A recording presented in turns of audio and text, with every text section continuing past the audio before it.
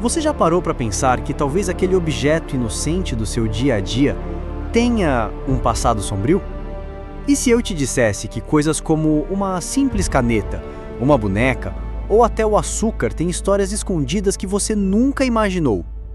Hoje, você vai descobrir o lado obscuro de coisas que parecem completamente inofensivas. Prepare-se! Depois desse vídeo, talvez você nunca mais olhe para esses itens do mesmo jeito. A caneta esferográfica, uma invenção que silenciou gerações. A caneta esferográfica é usada por bilhões de pessoas no mundo todo. Parece um objeto simples, revolucionário até. Mas o que poucos sabem é que ela teve um papel obscuro. Na década de 1940, durante a Segunda Guerra Mundial, o desenvolvimento da esferográfica foi impulsionado não só por eficiência, mas por uma necessidade militar: escrever rapidamente e sem falhas em condições extremas. Mas aqui vem o lado sombrio. Para abastecer a crescente demanda por tinta e produção em massa, milhares de mulheres foram recrutadas para trabalhar em fábricas, especialmente durante e após a Segunda Guerra Mundial. Elas manuseavam substâncias químicas tóxicas em ambientes abafados, mal ventilados, sem qualquer proteção. Muitas adoeceram, lentamente, intoxicadas por vapores invisíveis. Algumas morreram. Outras tiveram seus corpos marcados por doenças crônicas. O pior, seus nomes jamais foram registrados. Suas histórias foram escritas com a mesma tinta que as matou. Enquanto isso, essas mesmas canetas, agora baratas e acessíveis, passaram a ser usadas para registrar ordens frias, sentenças judiciais, decretos autoritários. Com um simples gesto da mão, assinava-se o destino de povos inteiros, especialmente de mulheres, frequentemente silenciadas, apagadas e ignoradas pelos sistemas burocráticos e legais. Leis restritivas, licenças negadas, direitos rasgados, tudo legitimado por uma caneta. A mesma que carrega, até hoje, a aparência da neutralidade, mas que no fundo foi instrumento de exclusão, exploração e morte. A caneta não grita, mas já calou gerações inteiras. O açúcar, o doce que amargou o mundo. O açúcar está em quase tudo. Nos bolos da infância, nos cafés da manhã, nos doces que celebram aniversários. Ele é símbolo de prazer, carinho, recompensa.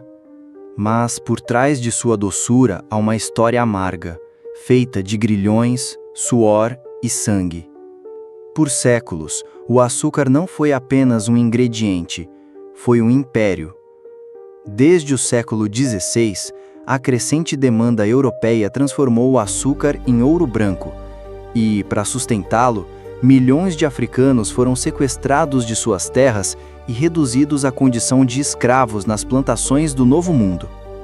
Homens, mulheres e até crianças trabalhavam sob o sol escaldante, de sol a sol, com os pés cortados pela cana, as costas marcadas por chicotes e os nomes apagados.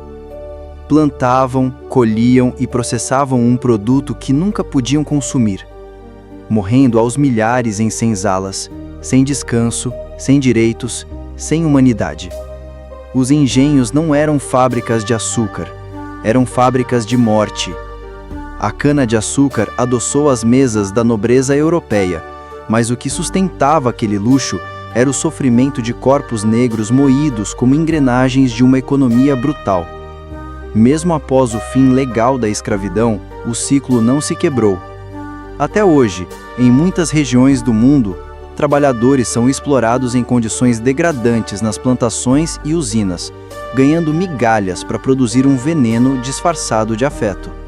O açúcar vicia, adoece, destrói lentamente.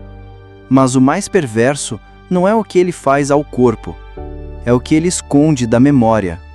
Porque cada colher que adoça um café pode carregar o eco abafado de um grito. O açúcar é doce, mas custou a liberdade de milhões e continua de outras formas nos mantendo acorrentados. Bonecas, entre a inocência e o macabro. Elas estão nos quartos infantis, nas vitrines, nas histórias, símbolos de ternura, de imaginação, de inocência. Mas há um lado das bonecas que poucos ousam encarar. Um lado frio, silencioso, morto. Desde os tempos antigos, bonecas não eram apenas brinquedos, eram rituais, amuletos, representações da vida ou da morte. Em muitas culturas eram usadas em funerais infantis, vestidas com as roupas da criança que partiu, com cabelos reais colados à cabeça de porcelana. Eram colocadas ao lado dos corpos ou guardadas como lembretes, um eco congelado da presença ausente. Mães enlutadas costuravam bonecas com os restos das roupas dos filhos. Pais esculpiam seus rostos na madeira, na cera, no gesso, como forma de manter viva uma imagem que o tempo insistia em apagar. No século XIX, surgiram as chamadas bonecas memoriais, feitas sob encomenda para representar crianças que haviam morrido. Olhos fechados, rosto sereno, corpo imóvel. Pareciam dormindo, mas dormiam para sempre. Em muitos casos, essas bonecas eram as únicas coisas que restavam, e ao longo dos anos foram guardadas em sótãos, em caixotes, em vitrines antigas, até que a inocência deu lugar ao incômodo, e o que antes era consolo virou assombro. Hoje, ao olharmos para uma boneca antiga com olhos de vidro e pele fria, talvez estejamos olhando para algo mais do que um brinquedo. Talvez estejamos diante de um luto aprisionado, de um trauma não curado, de uma infância que nunca cresceu. Elas são pequenas, delicadas, feitas para brincar, mas por trás dos laços e babados, algumas bonecas carregam o peso de pequenas mortes esquecidas. O livro infantil, do conto ao controle. Eles pareciam inocentes, ilustrados, coloridos, com personagens sorridentes e histórias educativas, mas durante o regime nazista, livros infantis foram transformados em armas. Armas ideológicas, moldadas não para ensinar, mas para doutrinar. Nas prateleiras das escolas alemãs, brotaram títulos como O Cogumelo Venenoso, onde crianças aprendiam que os judeus eram perigosos, comparados a algo que deveria ser evitado e eliminado.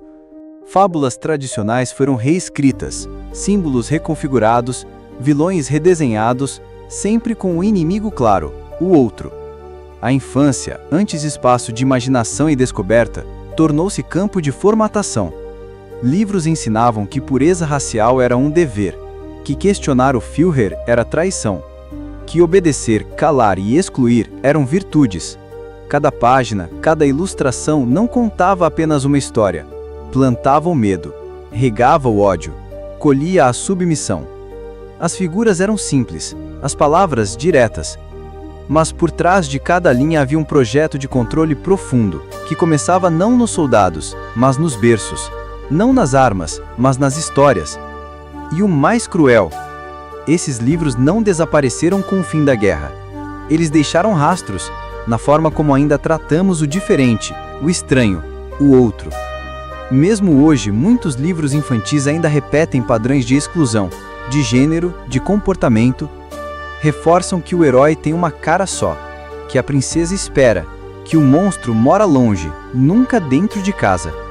Mas, e se os monstros forem os autores? Nem todo livro infantil é inofensivo. Alguns foram escritos para moldar a mente antes que ela aprenda a pensar. Por isso, da próxima vez que folhear uma história para uma criança, pergunte: esse livro liberta ou programa? Às vezes, o verdadeiro terror não está nas histórias de monstros, mas nas coisas que seguramos todos os dias sem pensar.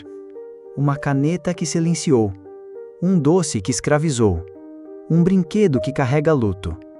Se esse vídeo te fez ver o mundo com outros olhos, considere apoiar esse trabalho independente. Produzir roteiros como esse exige pesquisa, tempo e muito cuidado com cada palavra. Se puder e quiser, envie um Pix para ajudar a manter o canal vivo. O link estará na descrição do vídeo ou aqui na tela. Basta escanear o QR Code e contribuir. Qualquer valor já faz diferença. E se não puder contribuir financeiramente, curta, compartilhe e inscreva-se, porque conhecimento também pode libertar, mesmo quando ele assusta. Obrigado por assistir e por enxergar além da superfície.